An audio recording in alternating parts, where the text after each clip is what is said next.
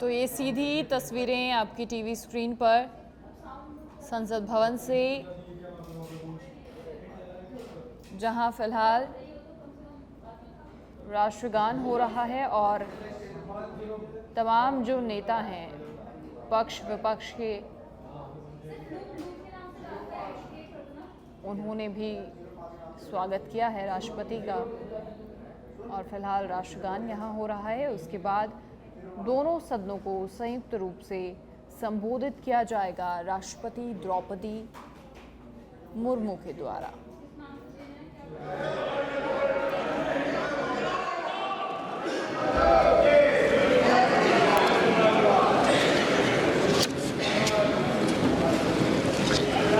माननीय सदस्यगण, मैं 18वें लोकसभा के सभी नवनिर्वाचित सदस्यों को बहुत बहुत बधाई और शुभकामनाएं देती हूँ।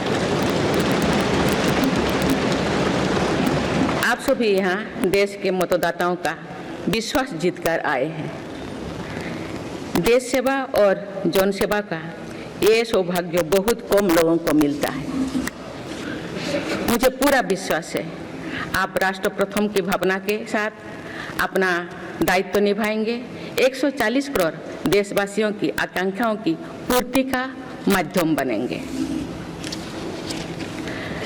मैं श्री ओम बिरला जी को लोकसभा के अध्यक्ष की गौरवपूर्ण भूमिका के निर्वहन के लिए शुभकामनाएं देती हूँ। उनके पास सार्वजनिक जीवन का बहुत व्यापक अनुभव है। मुझे विश्वास है कि वे लोकतांत्रिक परंपराओं को अपने कौशल से नई ऊंचाई से देने में सफल होंगे। माननीय सदस्यगण, मैं आज कोटि कोटि देशवासियों को की तरफ से भारत के चुनाव आयोग का भी आभार व्यक्त करती हूँ।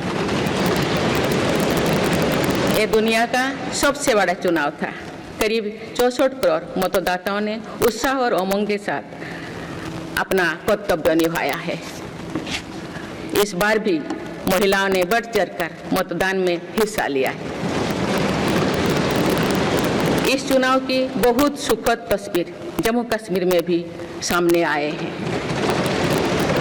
कश्मीर घाटी में वोटिंग के अनेक दशकों के रिकॉर्ड टूटे हैं। बीते 4 दशकों में कश्मीर में हमने बंद और हड़ताल के बीच कम मतदान का दौर ही देखा था। भारत के दुश्मन इसको वैश्विक मंचों पर जम्मू कश्मीर की राय के रूप में दुष्प्रचारित करते रहे, लेकिन इस बार कश्मीर घाटी ने देश और दुनिया में ऐसे हार ताकत को करारा जवाब दिया है। पहली बार इस लोकसभा चुनाव में घर पर जाकर भी मतदान कराया गया है। मैं लोकसभा चुनाव से जुड़ी हर कर्मी को सराहना करती हूं और अभिनंदन करती हूं। माननीय सदस्यगण, 2024 के लोकसभा चुनाव की चर्चा आज पूरी दुनिया में हो रही है। दुनिया देख रही है कि भारत के लोगों में लगातार तीसरी बार स्थिर और स्पष्ट बहुमत की सरकार बनाई है।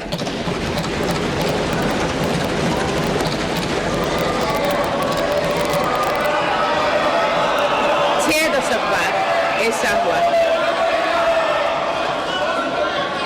6 दशक बाद ऐसा हुआ है। ऐसा समय में जो भारत के लोगों की आकांक्षाएं सर्वोच्च स्तर पर है, लोगों ने मेरी सरकार पर लगातार तीसरी बार भरोसा जताया है।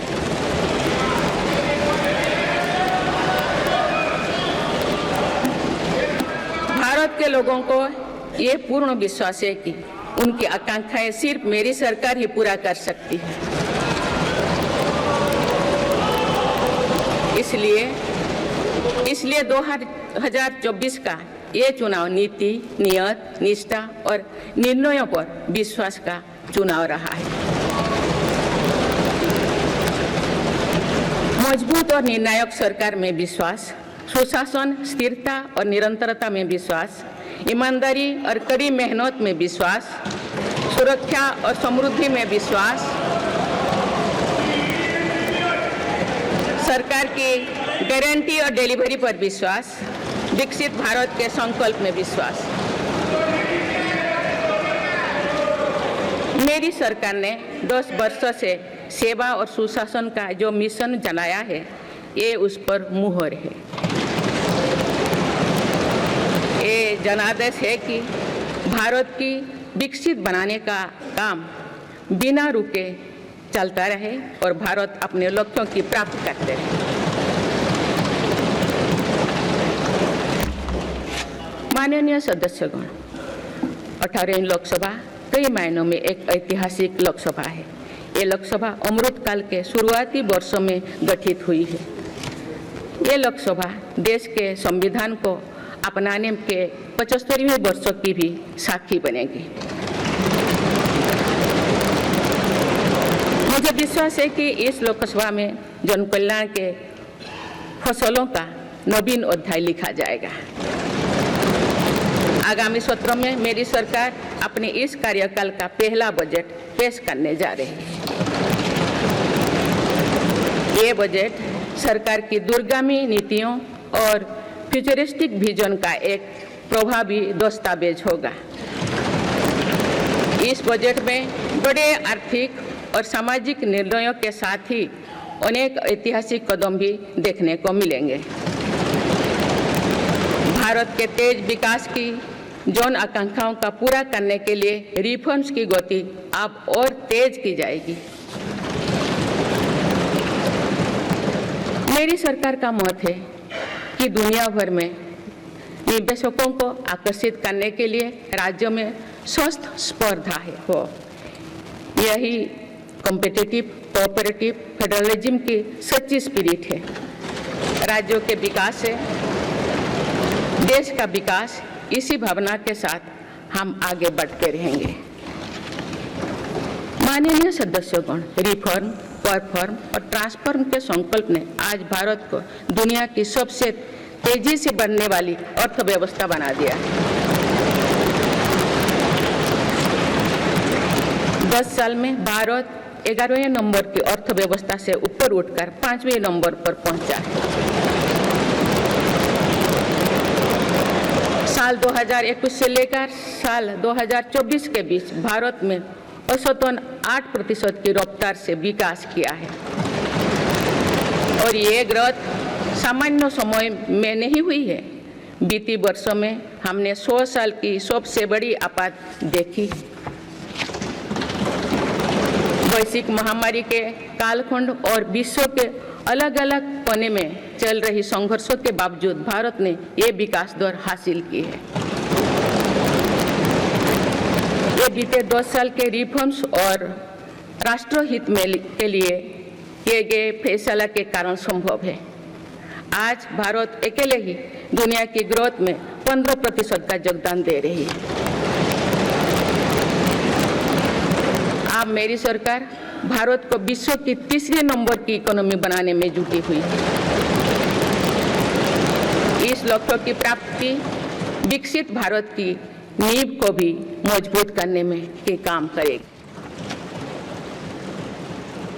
माननीय सदस्यगण, मेरी सरकार अर्थव्यवस्था के 3 स्तंभ मैन्युफैक्चरिंग, सर्विसेज और एग्रीकल्चर को बराबर महत्व दे रही है। PLI स्कीम्स और ईज ऑफ डूइंग बिजनेस से बड़े पैमाने पर निवेश और रोजगार के अवसर बढ़ रही है। पारंपरिक सेक्टर्स के साथ साथ सनराइज सेक्टर्स को भी मिशन मोड पर बढ़ावा दिया जा रहा है।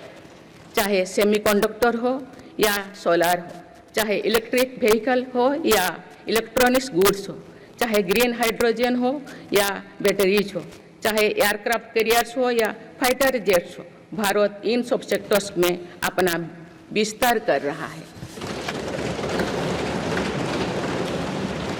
लॉजिस्टिक्स कॉस्ट को कम करने के लिए भी मेरी सरकार लगातार प्रयास कर रही है। सरकार सर्विस सेक्टर को भी मजबूत करने में जुटे हैं। आज IT से लेकर टूरिज्म तक, हेल्थ से लेकर वेलनेस तक हर सेक्टर में भारत लीडर बन रहा है और इससे बड़ी संख्या में रोजगार और स्वरोजगार के नए मौके बन रहे हैं। माननीय सदस्यगण, पिछले 10 वर्षों में मेरी सरकार द्वारा ग्रामीण अर्थव्यवस्था के हर पहलू पर बहुत जोर दिया गया है।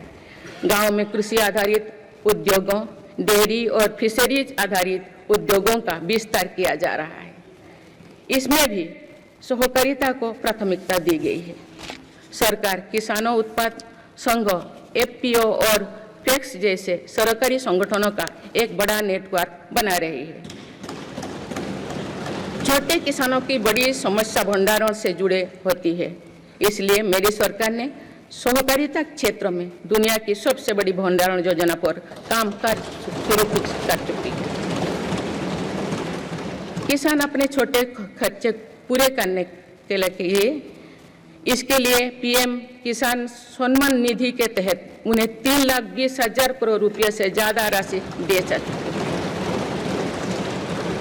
मेरी सरकार के नए कार्यकाल के शुरुआत दिनों से ही किसानों को 20,000 करोड़ रुपया से अधिक की राशि ट्रांसफर की जा चुकी है। सरकार ने खरीफ फसलों के लिए एमएसपी में भी रिकॉर्ड वृद्धि की है। माननीय सदस्यगण, आज का भारत अपनी वर्तमान जरूरतों को ध्यान में रखते हुए अपनी कृषि व्यवस्था में बदलाव कर रहा है। हम ज़्यादा से ज़्यादा आत्मनिर्भर हो और ज़्यादा से ज़्यादा निर्यात से किसानों की आमदनी बढ़े, इस सोच के साथ नीतियाँ बनाई गई है, निर्णय लिए गए हैं। जैसे भारत दलहन और तिलहन में दूसरे देशों पर निर्भरता कम करने के लिए देश के किसानों को हर संभव मदद दे रहे हैं। ग्लोबल मार्केट में किस तरह के फूड प्रोडक्ट की डिमांड ज़्यादा है, इसके आधार पर नई रणनीति बनाई जा रही है। आजकल ऑर्गेनिक उत्पादों को लेकर दुनिया में डिमांड तेजी से बढ़ रही है। भारत के किसानों के पास इस डिमांड को पूरा करने के पूरा भरपूर क्षमता है। इसलिए सरकार प्राकृतिक खेती और इससे जुड़ी उत्पादों की सप्लाई चेन को सशक्त कर रही है। ऐसे प्रयासों से किसानों का खेती पर होने वाला खर्च भी कम होगा और उनकी आय भी और बढ़ेगी। माननीय सदस्यगण, आज का भारत दुनिया की चुनौतियां बढ़ाने के लिए नहीं बल्कि दुनिया को समाधान देने के लिए माना जाता है। विश्व बंधु के तौर पर भारत ने अनेक वैश्विक समस्याओं के समाधान को लेकर पहल की है। जलवायु परिवर्तन से लेकर खाद्य सुरक्षा तक, पोषण से लेकर सस्टेनेबल एग्रीकल्चर तक हम अनेक समाधान दे रही है। हमारे मोटे अनाज श्रीअन्न की पहुंच सुपर फूड के तौर पर दुनिया के कोने कोने में हो, इसके लिए भी अभियान चल रहा है। भारत की पहल पर पूरी दुनिया ने वर्ष 2023 में इंटरनेशनल मिलेट्स ईयर मनाया है। आपने देखा है, हाल ही में पूरी दुनिया ने अंतर्राष्ट्रीय योग दिवस भी मनाया है। भारत की इस महान परंपरा की प्रतिष्ठा विश्व में लगातार बढ़ रही है। योग और आयुष को बढ़ावा देकर भारत एक स्वस्थ विश्व के निर्माण में मदद कर रही है। मेरी सरकार ने रिन्यूएबल एनर्जी क्षमता भी कई गुना बढ़ाई है। हम जलवायु से जुड़े लक्ष्यों को निर्धारित समय से पहले प्राप्त करने की दिशा दिखा रहा है। नेट जीरो के लिए आज भारत के प्रयास कई दूसरे देशों को प्रेरित कर रहे हैं। इंटरनेशनल सोलर अलायंस जैसे पहल पर आज रिकॉर्ड संख्या में दुनिया के देश हमारे साथ जुड़े हैं। माननीय सदस्यगण, आने वाला समय ग्रीन एरा यानी हरित युग का है। मेरी सरकार इसके लिए भी हर जरूरी कदम उठा रही है। हम हरित उद्योगों पर निवेश बढ़ा रहे हैं, जिससे ग्रीन जॉब्स भी बढ़े हैं। ग्रीन एनर्जी हो या फिर ग्रीन मोबिलिटी, हर मोर्चे पर हम बड़े लक्ष्यों के साथ काम कर रहे हैं। मेरी सरकार अपने शहरों को दुनिया के बेहतरीन लिविंग स्पेस बनाने के लिए भी प्रतिबद्ध है। प्रदूषण से मुक्त, साफ सुथरे और सुविधा युक्त शहरों में रहना भारत के नागरिकों का हक है। विशेष रूप से छोटी शहरें और कस्बे में बीते 10 वर्षों से अभूतपूर्व निवेश किया गया है। भारत में आज दुनिया का तीसरे सबसे बड़ा डोमेस्टिक एविएशन मार्केट है। अप्रैल 2014 में भारत में सिर्फ 209 एयरलाइन रूट्स थे। अप्रैल 2024 में इनकी संख्या बढ़कर 605 हो गया है। हवाई यात्रा में हो रहे इस विस्तार का सीधा लाभ टियर 2, टियर 3 शहरों को हो रहा है। 10 वर्षों में देश के 21 शहरों तक मेट्रो सुविधाएं पहुंची है। वंदे मेट्रो जैसे कई योजनाएं पर काम चल रही है। भारत का पब्लिक ट्रांसपोर्ट दुनिया में बेहतरीन हो, इस लक्ष्य के साथ मेरी सरकार काम कर रही है। माननीय सदस्यगण, मेरा सरकार इन आधुनिक मापदंड पर काम कर रही है जिससे भारत विकसित देश के सामने बराबरी से खड़े हो सके। इंफ्रास्ट्रक्चर का विकास इस दिशा में बदलते भारत की नई तस्वीर के रूप में उभारा है। मेरी सरकार ने 10 वर्षों में पीएम ग्रामीण सड़क योजना के तहत गांव में 3,80,000 किलोमीटर से ज़्यादा सड़कें बनाई। आज भारत में नेशनल हाईवेज और एक्सप्रेसवेज का जाल बिछ रहा है। नेशनल हाईवेज बनाने की गति में भी 2 गुनी से अधिक की वृद्धि हुई है। अहमदाबाद मुंबई के बीच हाई स्पीड रेल इकोसिस्टम का निर्माण कार्य भी तेजी से आगे बढ़ रहा है। मेरी सरकार ने उत्तर, दक्षिण और पूर्वी भारत के बुलेट ट्रेन कॉरिडोर्स के लिए फिजिबिलिटी स्टडीज शुरू करने का फैसला किया है। पहली बार देश में अंतर्देशीय जलमार्गों के विकास पर इतने व्यापक रूप से काम शुरू हुआ है। इसका बड़ा लाभ नॉर्थ ईस्ट को होगा। मेरी सरकार ने नॉर्थ ईस्ट के विकास के लिए 10 वर्षों में आवंटन में 4 गुना से अधिक की वृद्धि की है। सरकार इस क्षेत्र को एक्ट ईस्ट पॉलिसी के तहत स्ट्रेटेजिक गेटवेज बनाने के लिए काम कर रही है। नॉर्थ ईस्ट में हर तरह की कनेक्टिविटी का बढ़ाया जा रहा है। शिक्षा, स्वास्थ्य, पर्यटन, रोजगार, हर क्षेत्र में विकास कार्यों को आगे बढ़ाया जा रहा है। असम में 27,000 करोड़ रुपये की लागत से सेमीकंडक्टर प्लांट बनाया जा रहा है। यानी north east made in India chips को भी सेंटर होने वाला है। मेरी सरकार नॉर्थ ईस्ट में स्थायी शांति के लिए निरंतर काम कर रही है। पिछले इस 10 वर्षों में अनेक पुराने विवादों को हल किया गया, अनेक अहम समझौते हुई है। नॉर्थ ईस्ट में अशांत क्षेत्रों में तेज विकास करके चरणबद्ध तरीके से अफवाह हटाने का काम भी जारी है। देश के हर क्षेत्रों में विकास के नए आयाम भारत के भविष्य का उद्घोष कर रहे हैं। माननीय सदस्य, वुमेन लेड डेवलपमेंट के लिए समर्पित मेरी सरकार ने महिला सशक्तिकरण के एक नई युग की शुरुआत की है। देश की नारी शक्ति लंबे समय तक लोकसभा और विधानसभा में अधिक भागीदारी की मांग कर रही थी। आप उनके पास नारी शक्ति बंधन अधिनियम की ताकत है। सरकार की योजनाओं की वजह से पिछले 1 दशक में महिलाओं का आर्थिक सामर्थ्य बढ़ा है।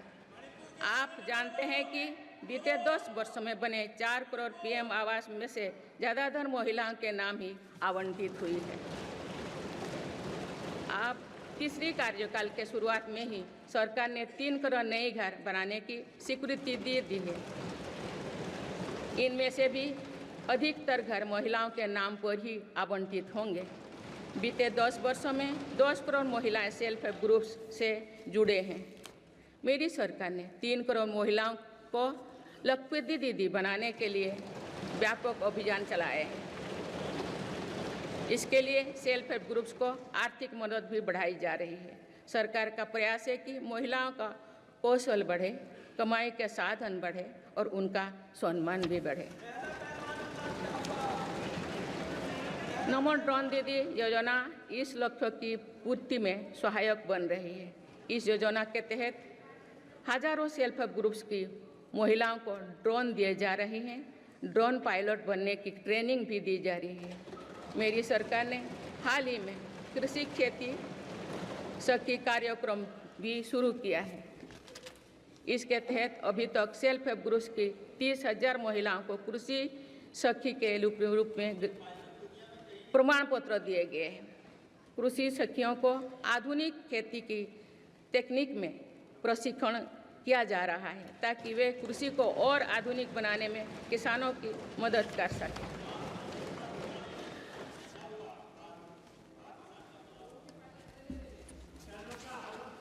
माननीय सदस्यगण, मेरी सरकार का ये भी प्रयास है कि महिलाएं अधिक से अधिक बचत कर सकें। बैंक खातों में जमा राशि पर बेटियों को ज़्यादा ब्याज देने वाला सुकन्या समृद्धि योजना की लोकप्रियता से हम परिचित हैं। मुफ्त राशन और सस्ते गैस सिलेंडर की योजना से महिलाओं को बहुत लाभ हो रहा है। अब मेरी सरकार बिजली का बिल जीरो करने और बिजली बेचकर कमाई करने की योजना भी लाई है। पीएम सूर्यघर मुफ्त बिजली योजना के तहत घर की छत पर सोलर पैनल लगाए जा रहे हैं। इसके लिए मेरी सरकार प्रति परिवार 78,000 रुपया तक की मदद कर रही है। इतने कम समय में 1 करोड़ से ज़्यादा परिवार इन योजना में रजिस्टर कर चुके हैं। जिन घरों में सोलर पैनल लग चुके हैं, अब वहां बिजली का बिल जीरो हो गया है। माननीय सदस्यगण, विकसित भारत का निर्माण तभी संभव है जब देश के गरीब, युवा, नारी शक्ति और किसान सशक्त होंगे। इसलिए मेरी सरकार की योजनाओं में सर्वोच्च प्राथमिकता इन्हीं 4 स्तंभों को दी जा रही है। हमारी कोशिश इन तो हर सरकारी योजना का लाभ पहुंचाने की है और यही सैचुरेशन को की अप्रोच भी है। जो भारत इस इच्छा शक्ति के साथ काम कर रही है कि सरकारी योजना से एक भी व्यक्ति छूटे नहीं, तो इसका लाभ सभी को होता है। सरकार की योजनाओं एवं सैचुरेशन अप्रोच के कारण ही 10 वर्षों में 25 करोड़ भारतीय गरीबी से बाहर निकले। इसमें अनुसूचित जाति, अनुसूचित जनजाति, पिछले वर्ग, हर समाज, हर क्षेत्र के परिवार है। 10 वर्षों में लास्ट माइल डिलीवरी पर फोकस ने इन वर्गों का जीवन बदल दिया है। विशेषकर आदिवासी समाज में ये बदलाव और भी स्पष्ट नजर आ रहा है। 24,000 करोड़ रुपया से अधिक की पीएम जनमन जैसी योजना आज अति पिछड़े जनजातीय समूह के उत्थान का माध्यम बन रही है। सरकार पीएम सूरज पटल के माध्यम से वंचित वर्गों तक आजीविका के अवसरों को पहुंचाने के लिए सुलभ ऋण भी उपलब्ध करा रही है।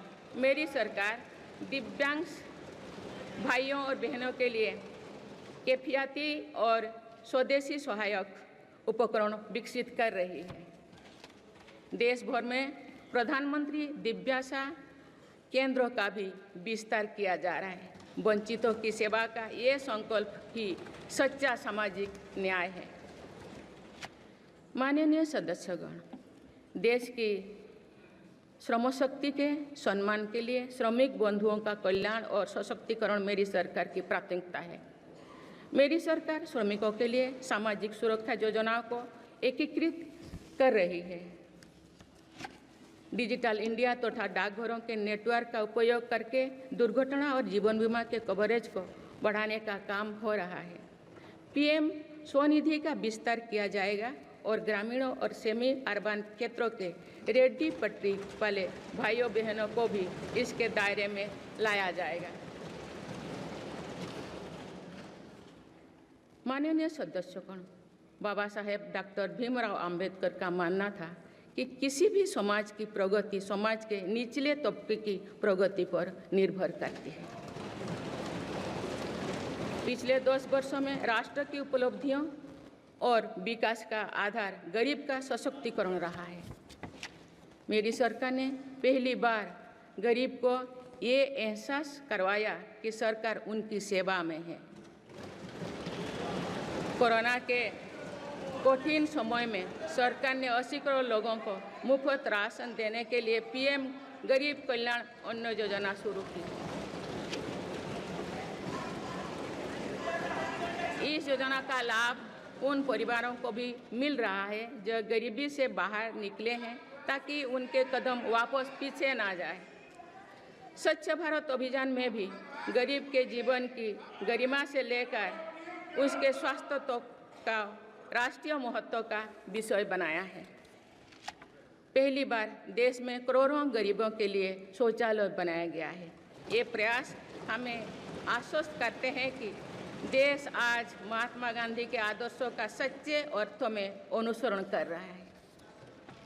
मेरी सरकार 55 करोड़ लाभार्थियों को आयुष्मान भारत योजना के तहत मुफ्त स्वास्थ्य सेवाएं भी उपलब्ध करवाए हैं। देश में 25,000 जन औषधि केंद्रों को खोलने का काम भी तेजी से चल रहा है।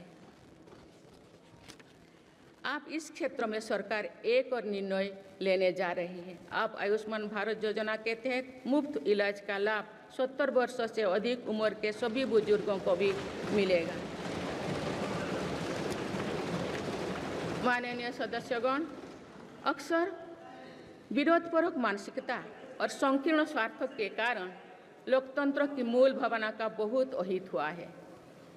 इसका प्रभाव संसदीय प्रणाली पर भी पड़ता है और देश की विकास यात्रा पर भी पड़ता है।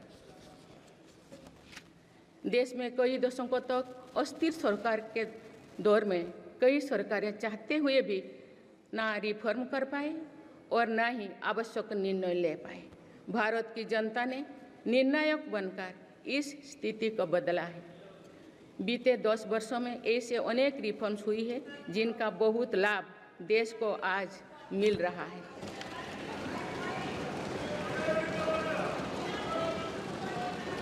जब ये रिफॉर्म्स किए जा रहे थे तो भी इनका विरोध किया गया था।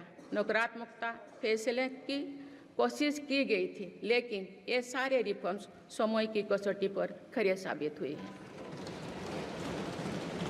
2 साल पहले भारत के बैंकिंग सेक्टर को डूबने से बचाने के लिए सरकार ने बैंकिंग रिफॉर्म्स किए, आईबीसी जैसी कानून बनाए। आज इन्हीं रिफॉर्म्स ने भारत के बैंकिंग सेक्टर को दुनिया के सबसे मजबूत बैंकिंग सेक्टर में से एक बना लिया है।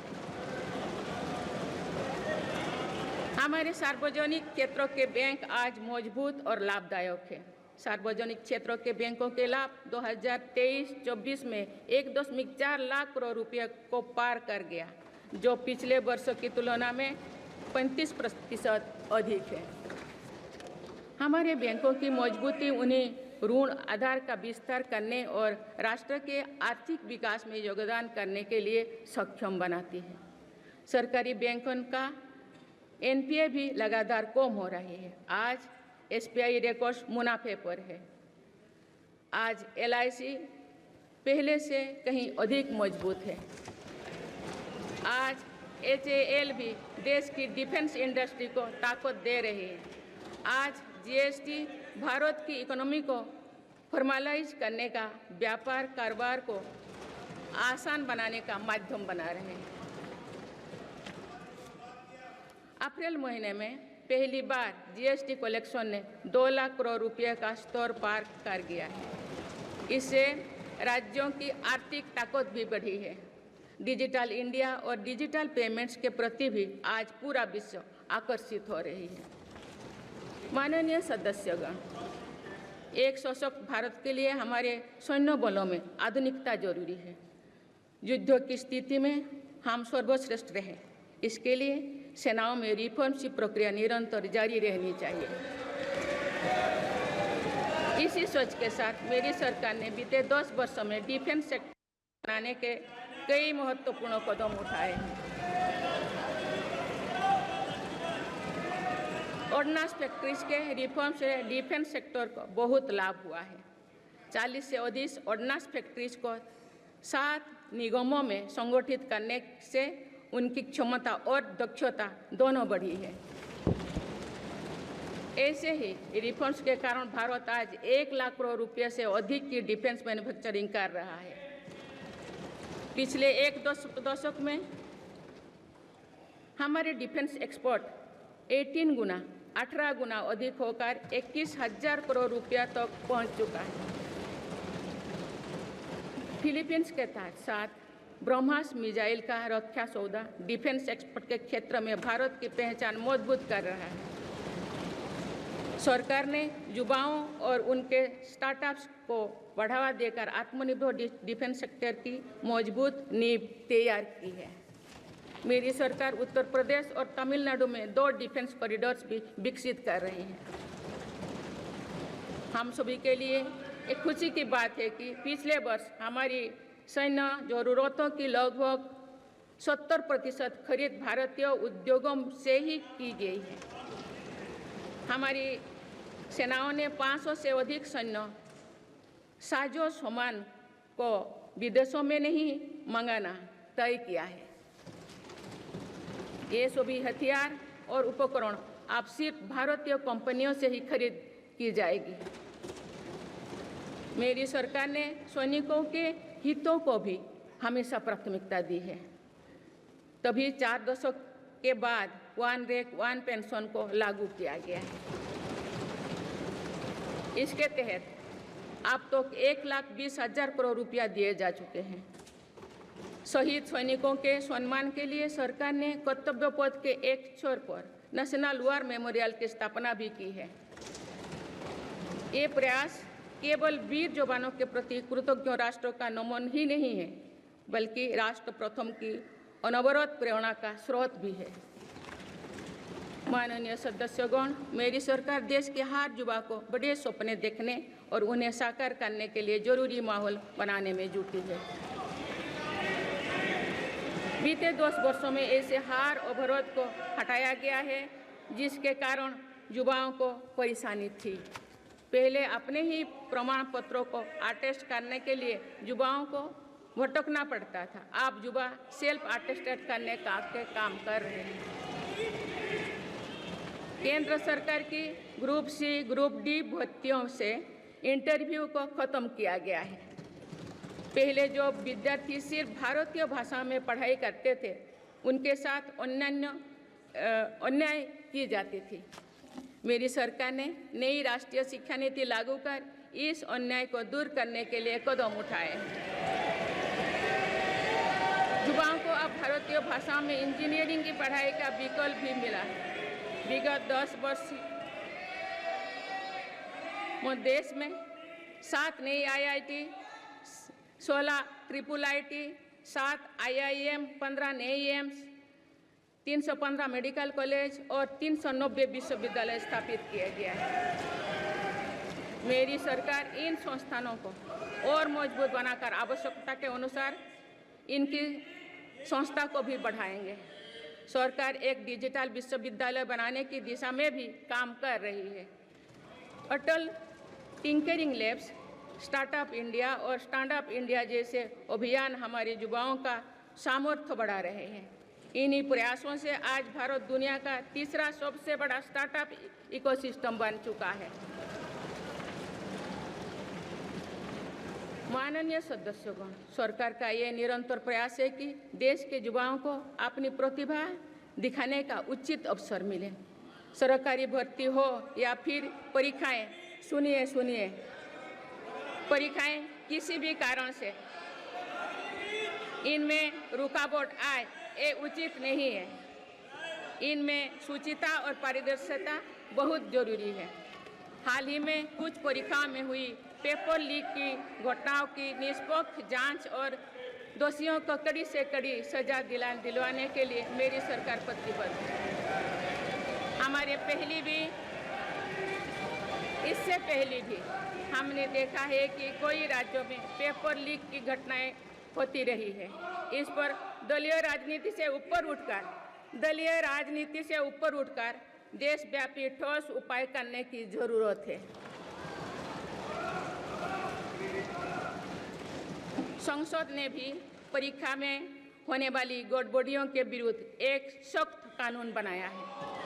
मेरी सरकार परीक्षाओं से जुड़ी संस्थाओं, उनके कामकाज के तरीके, परीक्षा प्रक्रिया सभी में बड़ी सुधार करने की दिशा में काम कर रही है। माननीय सदस्यगण, मेरी सरकार ने युवाओं की राष्ट्र निर्माण में भागीदारी और बढ़ाने के लिए मेरा युवा भारत माय भारत अभियान की शुरुआत भी की है।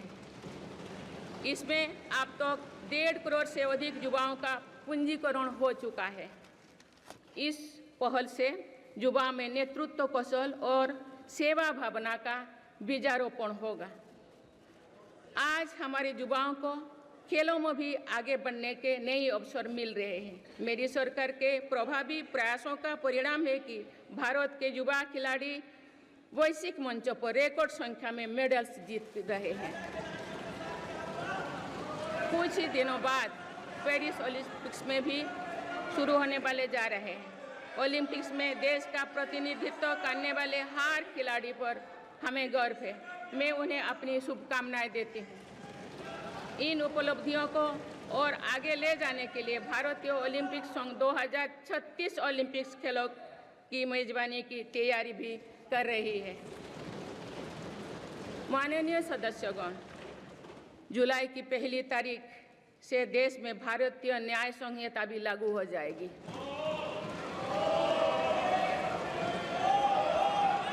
अंग्रेजी राज में गुलामों को दौड़ देने की मानसिकता थी। दुर्भाग्य से आज़ादी के अनेक दशकों तक गुलामी के दौर की यही दंड व्यवस्था चलती रही।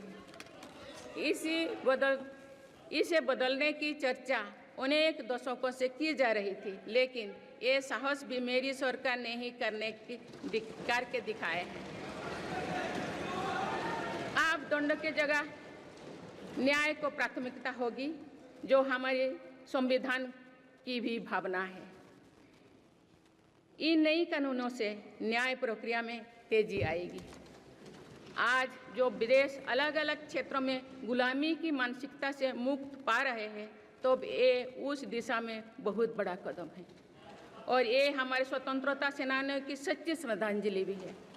मेरा सरकार ने सीएए कानून के तहत शरणार्थियों को नागरिकता देना शुरू कर दिया है।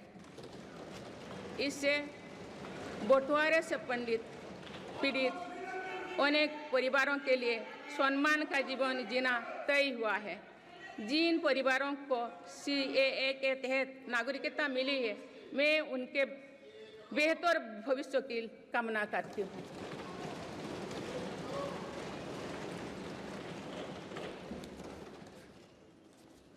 माननीय सदस्यगण, मेरी सरकार भविष्य निर्माण के प्रयासों के साथ ही भारतीय संस्कृति के वैभव और विरासत को फिर से स्थापित कर रही है। हाल में नालंदा यूनिवर्सिटी के भव्य कैंपस के रूप में इसमें एक नया अध्याय जुड़ा है। नालंदा सिर्फ एक यूनिवर्सिटी मात्र नहीं थी, बल्कि वे वैश्विक ज्ञान केंद्र के रूप में भारत के गौरवशाली अतीत का प्रमाण थी।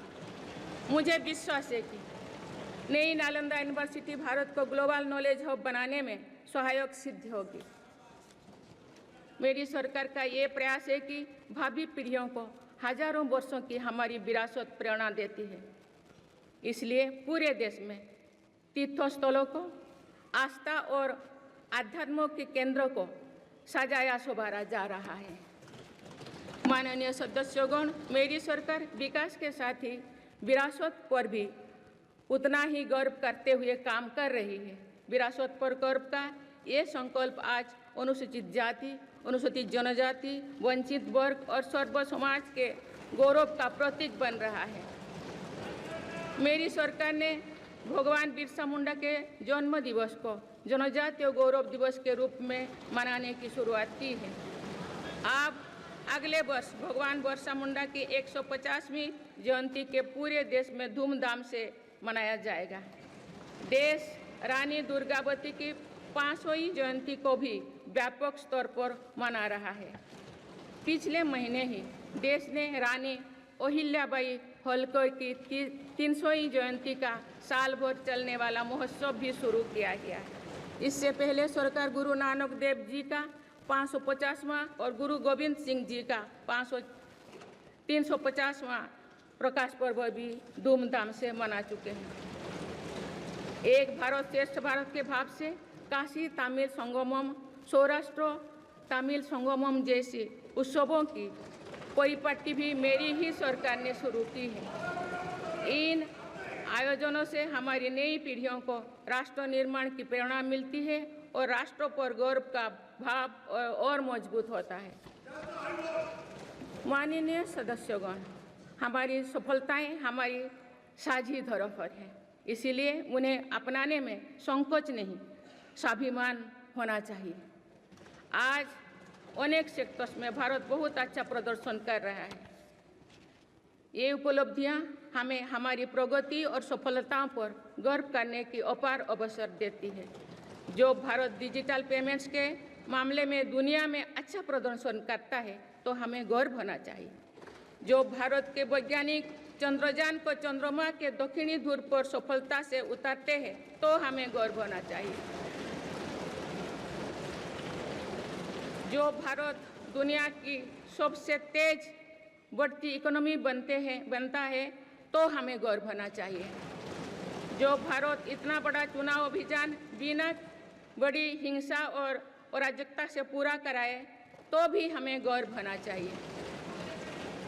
आज पूरा विश्व हमें मदर ऑफ डेमोक्रेसी के रूप में सम्मान देता है। भारत के लोगों ने हमेशा लोकतंत्र के प्रति अपना पूर्ण विश्वास प्रकट किया है। चुनाव से जुड़े संस्थाओं पर पूरा भरोसा जताया है। स्वस्थ लोकतंत्र को बनाए रखने के लिए हमें इस विश्वास को सहेज कर रखना है, इसकी रक्षा भी करना है।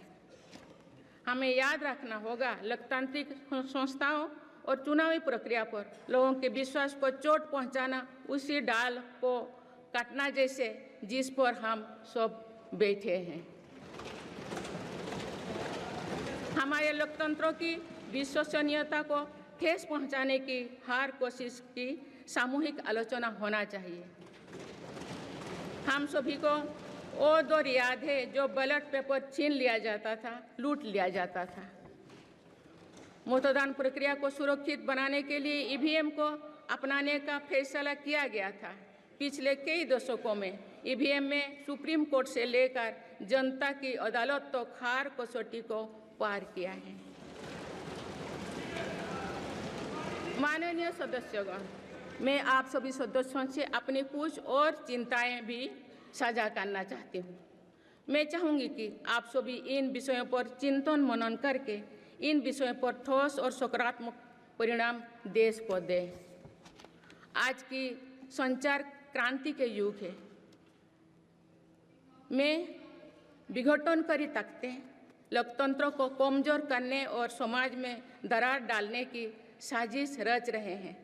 ये ताकतें देश के भीतर भी है और देश के बाहर भी संचालित हो रहे हैं। इसके द्वारा अफवाह फैलाने का, जनता को भ्रम में डालने का, मिस इन्फॉर्मेशन का सहारा लिया जा रहा है। इस स्थिति को ऐसे ही बेरोक-टोक नहीं चलने दिया जा सकता है। आज के समय में टेक्नोलॉजी हर दिन और उन्नत हो रही है। ऐसे में मानवता के विरुद्ध इनका गलत उपयोग बहुत घातक है। भारत ने विश्व मंच पर भी इन चिंताओं को प्रकट किया है और एक ग्लोबल फ्रेमवर्क की वकालत की है। हम सभी का दायित्व है कि इन प्रवृत्ति को रोकें, इस चुनौती से निपटने के लिए नए रास्ते खोजें। माननीय सदस्यगण, 21वीं सदी के इस तीसरे दशक में आज ग्लोबल ऑर्डर एक नया शक्ल ले रहा है। मेरी सरकार के प्रयासों से आज भारत विश्व बंधु के रूप में दुनिया को नया भरोसा दे रही है। मानव केंद्रित अप्रोच रखने की वजह से भारत आज किसी भी संकट के समय फास्ट रेस्पॉन्डर और ग्लोबल साउथ की बुलंद आवाज़ बना है। कोरोना का महासंकट हो, भूकंप जैसी कोई त्रासदी हो या फिर युद्धों की स्थितियाँ, भारत मानवता को बचाने में आगे रहा है। भारत को देखने का विश्व का नज़रिया कैसे बदला है, ये इटाली में हुई G7 समिट में भी हम सभी ने अनुभव किया है। भारत ने अपनी G20 उद्योगता के दौरान भी विश्व को अनेक मुद्दों पर एकजुट किया है। भारत की उद्योगता के दौरान ही अफ्रीकन यूनियन को G20 का स्थायी सदस्य बनाया गया है। इससे अफ्रीका महाद्वीप के साथ साथ पूरे ग्लोबल साउथ का भरोसा मजबूत हुआ है। नेबरहुड फर्स्ट पॉलिसी में चलते हुए भारत ने पड़ोसी देशों के साथ अपने रिश्तों को मजबूत किया है। 7 पड़ोसी देशों के नेताओं का 9 जून को केंद्रीय मंत्रिपरिषद के शपथ ग्रहण समारोह में भाग लेना मेरी सरकार की इस प्राथमिकता दर्शाते हैं। भारत सबका साथ सबका विकास की भावना के साथ इंडो पैसिफिक क्षेत्रों के देश के साथ भी सहयोग बढ़ा रही है। पूर्वी एशिया हो या फिर मिडिल ईस्ट और यूरोप, मेरी सरकार कनेक्टिविटी पर बहुल बल दे रही है। भारत के विजन ने ही India Middle East Europe economic corridor को आकार देना शुरू किया है। ये कॉरिडोर 21वीं सदी के सबसे बड़ी गेम चेंजर में एक सिद्ध होगा। माननीय सदस्यगण, आने वाला कुछ महीने में भारत एक गणतंत्र के रूप में 75वें वर्ष पूरी करने जा रहे हैं। भारत का संविधान बीती दशकों में हर कसौटी पर खरा उतरा है। जब संविधान बन रहा था तब भी दुनिया में ऐसे ताकतें थे जो भारत के असफल होने की कामना कर रही थी। देश में संविधान लागू होने के बाद भी संविधान पर अनेक बार हमले हुए हैं। आज 27 जून है। 25 जून 1975 को लागू हुआ आपातकाल संविधान पर सीधे हमले का सबसे बड़ा और काला अध्याय था।